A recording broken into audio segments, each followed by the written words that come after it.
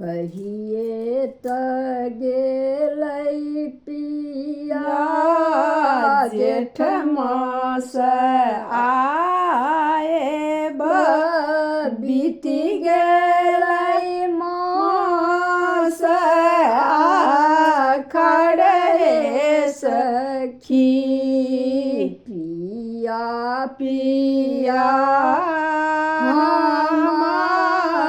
रटलहुँ पापा पिया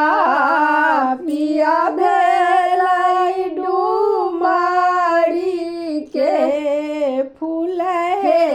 सखी घर पछुआरबा में बस एक था ओकर चिठिया लिखब हे सखी घर पछुआरबा में से चारू कात लिखी है कथा इनती विनीतिया बीच में धानी के बिरोग हे सखी चारू कात लिखी है कथा इनती विनतिया बीच में धानी के बिरोग हे सखी घर पछुआरबा में बस एक हजमा तोरे चिठिया पाठब हे सखी जही ठाम देखी हरे हजमा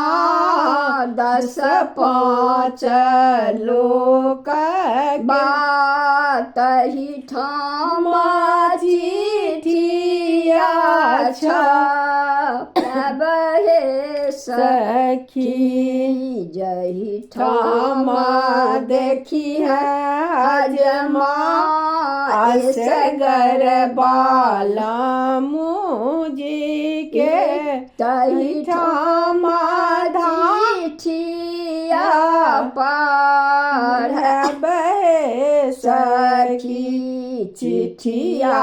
पढ़ैते बाला मुँह मुस्काएला कते धानी लिखल बिरोग हे सखी कते धानी लिखल बिरोग हे सखी खोलू खोलू आहे धानी बाजा के बरिया हम छलहुँ मागह मुंगेर हे सखी कैसे हम खोलब बालम बजरा के